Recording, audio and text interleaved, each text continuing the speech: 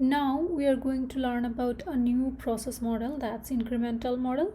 So in incremental model, at first a simple working system with only a few basic features is built, and then that is delivered to the customer. And in the next release of the system, new functions are added to the previous release, and then that is delivered to the customer. And it continues until all the design functionality has been implemented. So this is our incremental model. So you can see here that we will develop the system in different versions. So at first we have to do requirement engineering. So we will do requirement engineering only once you have all the requirements specification in your hand, you have well understanding of the requirement of the system, and then what you will do, you will first break down the requirement into several modules that can be incrementally constructed and delivered. And then anytime you will plan just for the next increment, you will not plan for any longer terms. Your plans will be made just for the next increment. So at the first iteration, what you will do, that you have all the requirements engineering, so you will select the core functions, the core features of your system. So once you select the core features, your development team will start working on implementing these core features. So in first iteration, you will just select the core features, and then using a waterfall model, you will develop the core features. So that means in your first iteration, you will just develop a working system with only the core features. So once the core features are fully developed, then new functions are added in successive versions to increase the levels of the capabilities of your software. So each version of the software have more additional features over the previous one. So that means you will add new features at each increments, okay? And also at each successive version of the software, the feedback of the customer should be incorporated in the next version.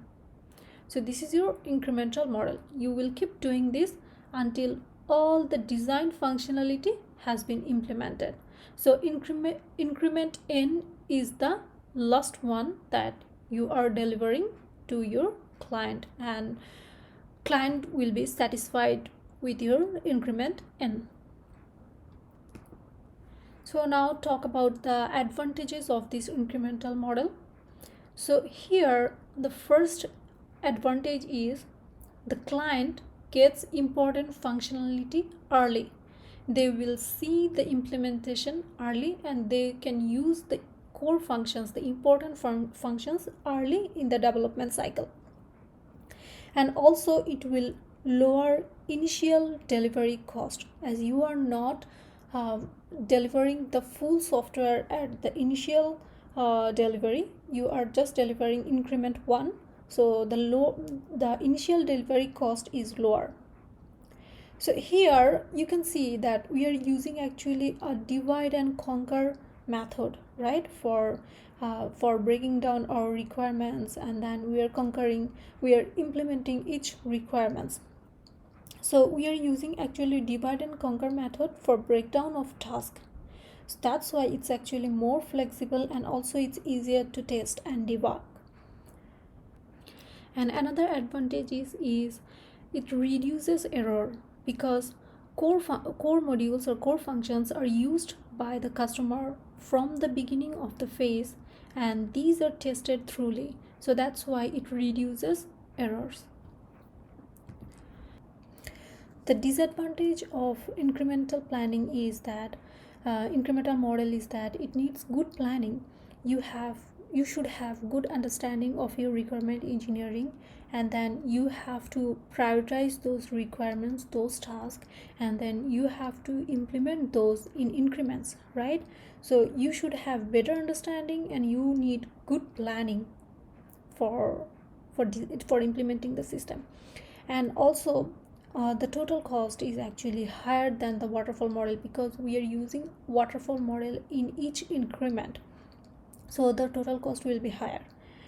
And also it needs a clear and complete definition of the whole system before it can be broken down and built incrementally, right? You should have good understanding of your system. You should know how to break down your task. So when should we use this incremental model? So at first, like if your customer demands a quick release of the product, then you can use this model and give the customer a working module with just the core functions. So this could be one application. And also if your project has a lengthy development schedule, you can then use this one. And also the most important thing is that for using this incremental model, you have to prioritize your requirements. If you can't prioritize your requirements, then you cannot use incremental model. And one other use is that, like, if your software team are not very well skilled or trained, you can use this model to develop the product and also to train your developers.